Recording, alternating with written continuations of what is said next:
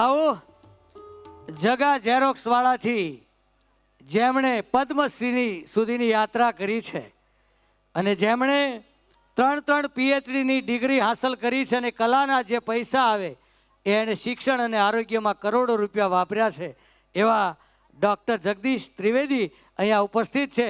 એમનું આપણે અભિવાદન કરવા માટે હું શ્રી માવજીભાઈ સવાણીને વિનંતી કરીશ અને શ્રી હિંમતભાઈ સવાણીને વિનંતી કરીશ કે એમના સન્માન માટે જોડાશે.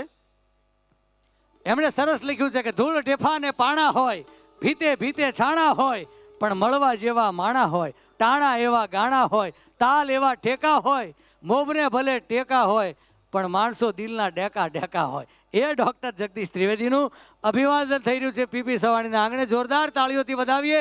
કલાકાર કભી મરતા નહીં है, उसे तो जिंदा दफनाया जाता है, कब्र खोद कर देखो तो हमेशा तालियों के इंतजार में होता है. जोरदार तालियोથી વધાવીએ. અને હું વિનંતી કરીશ પદ્મશ્રી ડૉક્ટર જગદીશભાઈ ત્રિવેદી સાહેબને પ્રસંગને અનુરૂપ આ તો બધા કલાકો સુધી બોલી શકે એમ છે, પણ સમયની સાથે સાથે પદ્મશ્રી ડૉક્ટર જગદીશભાઈ ત્રિવેદી સાહેબને સાંભળીએ. સાનંદમ આનંદ વને વસંતમ આનંદ કંદમ હતપાપ વૃંદમ વારાણસી નાથમ નાથ નાથમ શ્રી વિશ્વનાથમ શરણમ પ્રપદ્ય. સમયની મર્યાદા વચ્ચે 2-4 મિનિટ કંઈક બોલવાનો પ્રયાસ કરું છું. કદાચ હું તમને પૂછું કે શ્રેષ્ઠ દાન કયું છે તો ઓડિયન્સમાંથી કોઈ એમ કહે કે રક્તદાન શ્રેષ્ઠ છે, કોઈ એમ કહે કે ચક્ષુદાન શ્રેષ્ઠ છે, કોઈ એમ કહે કે દેહદાન શ્રેષ્ઠ છે, તો અન્નદાન કોઈ કહે. પણ મને એવું લાગે છે વ્યક્તિગત રીતે કે કન્યાદાનથી મોટું આ દુનિયામાં કોઈ દાન નથી. અને હું સાબિત પણ કરી દઉં એટલા માટે કન્યાદાન તમામ દાનમાં શ્રેષ્ઠ છે, કારણ કે તમે દેહનું દાન કરો એ તો માણસ જ્યારે મૃત્યુ પામે પછી અચેતન દેહનું દાન કરો છો, પણ એક બાપ જ્યારે પોતાની યુવાન સુંદર અને કોડ ભરેલી કન્યાનું દાન કરે છે ત્યારે એક ચેતનવંતા જુવાન શરીરનું દાન કરે છે.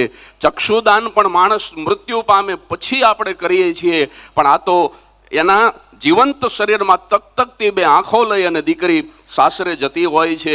રક્તદાન, એના શરીરની અંદર રક્ત વહેતું હોય છે. આખી જિંદગી પોતાના સાસરિયાની અંદર એ રોટલા ઘડી અને સૌને જમાડવાની હોય છે, એટલે અન્નદાન પણ એની અંદર આવી જાય. એટલે બહુ ટૂંકામાં વાત કરીએ તો તમામ પ્રકારના દાન કોઈ દાનની અંદર સમાઈ જતા હોય એવું જગતનું શ્રેષ્ઠ દાન કોઈ હોય તો એ કન્યાદાન છે.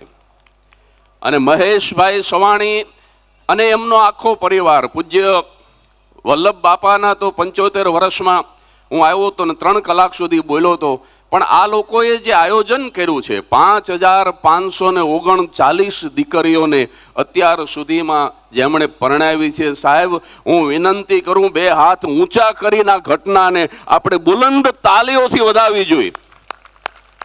5529 દીકરીઓ ને એમાં આ વખતે 133 દીકરીઓ, કોઈ જાતના નાત જાતના ભેદભાવ વગર, કોઈ સંકીર્ણતા નહીં, કોઈ પણ પ્રકારની એની અંદર કોઈ સંકુચિતતા નહીં, અને પાછળ એનાય ભવિષ્યનું ઉજ્જવળ આયોજન. એમણે જે વાત કરી વિશેષ મારે બોલવું નથી, પણ ખૂબ જ મજાનું એના ભવિષ્યનું. એના બાળકોને થેલેસેમિયા ન થાય, કુદરતી આફત આવે તો એને તરત જ સહાય મળે. આ સેવા આખું જે પોર્ટલ કાલે આપણા નાયબ મુખ્યમંત્રી સંઘવી સાહેબે જેનું લોકાર્પણ કર્યું, એટલે બહુ પદ્ધતિસરનું એક જેને કહેવાય કે આયોજન કરી અને આ 11,000થી વધારે, 11,000 કરતાં પણ વધારે દીકરીઓ અને જમાઈઓ ના ભવિષ્યને ઉજ્જવળ બનાવ્યું છે. એટલે હું મહેશભાઈ સવાણી અને સમગ્ર પીપી સવાણી આખો જ પરિવાર છે એને લાખ લાખ ધન્યવાદ આપું છું. અને એક જ શેર કહી અને મારી વાણીને વિરામ આપું. પ્રેમ શબ્દને ધ્યાનમાં રાખજો. પ્રેમ શબ્દને ધ્યાનમાં રાખીને કવિએ એક શેર લખ્યો છે, એમાં દીકરીની વેદનાને વણી છે કે પપ્પા કા પ પહેલા હે. પ્રેમમાં પહેલો જે પ છે એ પપ્પાનો છે. પપ્પાનો શું કામ? જન્મ તો માં આપે છે, પણ સાહેબ દીકરી માટે સૌથી નજીકનું પાત્ર કોઈ હોય તો એની માં નથી, એનો બાપ. બાપ દીકરીને સૌથી વધુ માં કરતા પણ વધુ વાલો હોય. પપ્પા કા પ પહેલા હૈ ઓર મમ્મી કા મ દૂસરા. પ્રેમ તો અઢી અક્ષરનો શબ્દ છે, અડધો અક્ષર ક્યાં? અને કવિ શેર પૂરો કરે છે કે પપ્પા કા પ પહેલા હૈ और मम्मी का म दूसरा, बीच में मैं आधी हूं, मुझको ले जाए कोई तीसरा. દીકરી એમ કહે છે કે મારા મમ્મી અને પપ્પા વચ્ચે હું અપૂર્ણ છું, અધૂરી છું, હું તો કોઈ ત્રીજાની સાથે જવા સર્જાયેલી છું.